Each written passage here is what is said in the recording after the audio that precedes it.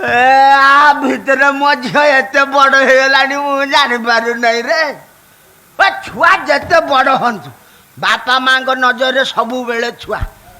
ସେ କଥା ଛାଡ, ଟ୍ରେନ୍ ଆସିବ ଆହୁରି 2 ଘଣ୍ଟା ଲେଟ୍ ଅଛି। କ'ଣ କରିବା ସମୟ ଗୁଡାକ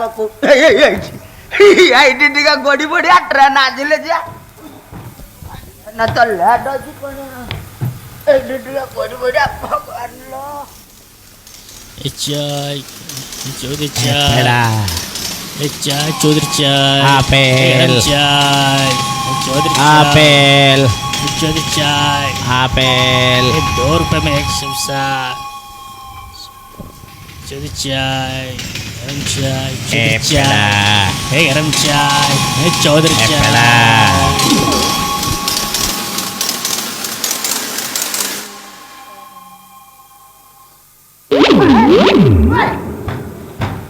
ବାରଟା ବାଜିଗଲାଣି, ତା ମାନେ ଘଣ୍ଟା ଆଗରୁ ଟ୍ରେନ୍ ପଳେଇ ଗଲାଣି। ମୁଁ ଭୁବନେଶ୍ୱର କେମିତି ଯିବି? ପାଲା ପରିବେଷଣ କେମିତି କରିବି? ମୋ ମୁଣ୍ଡ କିଛି କାମ କରୁନାହିଁ ରେ। ମୁଁ ଏଠି ଘୁଙ୍ଗୁଡି ମାରିକି କିଳା ନେଲି, ସେ ଶଳା ଚତୁର କୋଉଠି କିଳା ନଉଛି ବେ?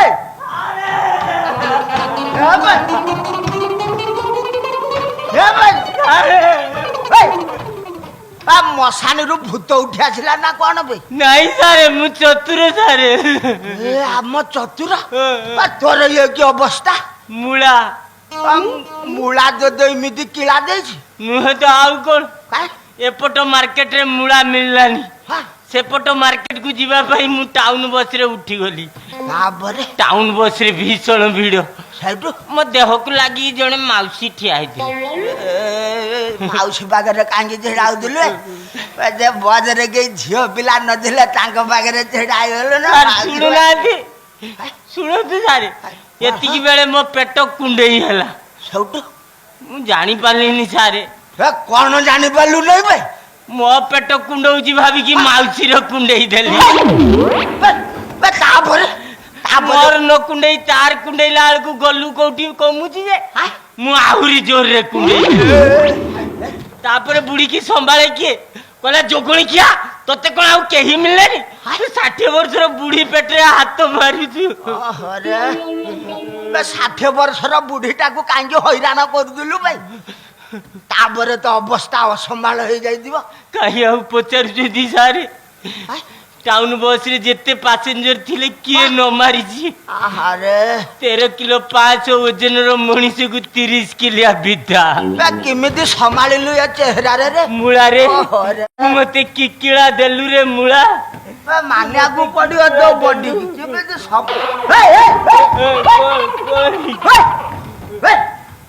ରୁମାଲ କୋଉଠୁ ପାଇଲୁ ବା? ମୋ ପ୍ରେମିକା ଦେଇଥିଲା।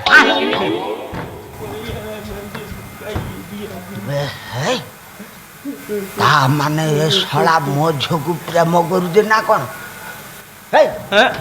ତୋ ପ୍ରେମିକା ନା କ'ଣ? ମୁଁ କ'ଣ ତାକୁ ସେ କଥା ପଚାରିଛି କି? ଆପଣ ମତେ ଯେତିକି ଫର୍ମୁଲା ଦେଇଥିଲେ ସେତିକି ପୁଟ୍ କରି ଚାଲିଲା ବେଳକୁ ମୂଳା ମତେ ଡାକିଲା। ସାରେ ଯାଉ ମୂଳା ଡାକିବା ପୂର୍ବରୁ ମୁଁ ପୁଳାଏ ଲଡୁ ଖାଇ ଦେଇଥିଲି। ଆହୁରି ଆଣିଛି, ଏଇଥିରେ ଲଡୁ କିଏ ଦେଲା? ମୋ ପ୍ରେମିକା ଦେଇଥିଲା। ଯେମିତି ସିଏ ଫସିଗଲା, ସିଏ କ'ଣ ଆଉ ମତେ ଛାଡେ କି? ସାରେ ଏତେ ଲଡୁ ଖୁଆଇଲା ଯେ ମୋ ପରେ ମୋ ତଳକୁ 3 ପୁରୁଷ ଯାଏ ମିଠା ନ ଖାଇଲେ ଚଳିବ। କି ଲଡୁ ସିଏ! ଶେଷରେ ଜାଣିଲି ତା ବୋପା ଶଳାଟି ତାକୁ ସେ ଲଡୁ ଦେଇଥିଲା। ସମ୍ବଲପୁରିଆ ରୁମାଲକୁ ଏ ଲଡୁ ଦଳେଇ ଘାଇ ଭାଙ୍ଗିଲା ଭଳିଆ ମୋ ବିଶ୍ୱାସର ବନ୍ଧ ଭାଙ୍ଗିବାକୁ ବସିଛି। ଏ ଶଳା ମୋ ଝିଅକୁ। ସାରେ ମତେ କ'ଣ କିଛି କହୁଛନ୍ତି କି ସାରେ? ନା ତତେ କାହିଁକି କ'ଣ କହି? ମୁଁ ରସଗୋଲା ମୁଖସ୍ତ କରୁଛି। ସାରେ ଚତୁର, ସାରେ ତୋ ପ୍ରେମିକା ବୋପାର ଲଡୁ ଦୋକାନ ଅଛି କି ବେ? କାହିଁକି ବେ? ଭାବି ଶ୍ୱଶୁର ଲଡୁ ବିକିବ? ସେ ପରା ଜଣେ ପ୍ରସିଦ୍ଧ ପାଲା ଗାୟକ। ଶ୍ରୀମାନ ଶ୍ରୀ ସତ୍ୟନାରାୟଣ ପ୍ରୀତ୍ୟର୍ଥ ଦୁଃଖରେ ଏକବାର ହରି ହରି ବୋଲ। ତମର କ'ଣ ହେଲା?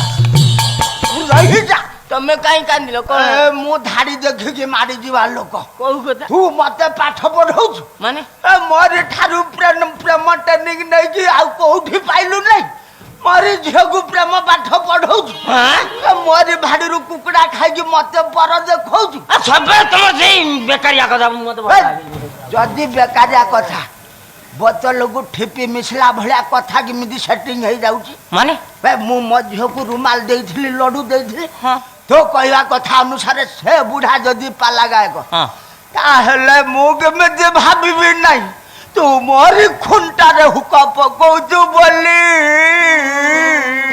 ତମେ ଏକା ପାଲା ଗାୟକ ଆଉ କଣ କେହି ପାଲା ଗାୟକ ନାହାନ୍ତି ଆଉ କାହାର ଝିଅ ନାହାନ୍ତି ହେଇପାରେ ମୋ ପ୍ରେମିକାର ବାବା ଆଉ କୋଉ ପାଲା ଗାୟକ ହେଇଥିବ ସେ ତା ଝିଅକୁ ଲଡୁ ରୁମାଲ ଦେଇଥିବ ହଁ ଏ କଥା ସେଇଆ ହେଇପାରେ ନାଇଁ ହେଇପାରେ ନୁହଁ ସେଇଆ ହଁ ସେଇଆ ହଁ। ଶ୍ରୀମାନ ଶ୍ରୀ ସତ୍ୟନାରାୟଣ ପ୍ରୀତ୍ୟର୍ଥେ ବୋଲ ମନାନନ୍ଦ କାର ହରି ହରି ବୋଲ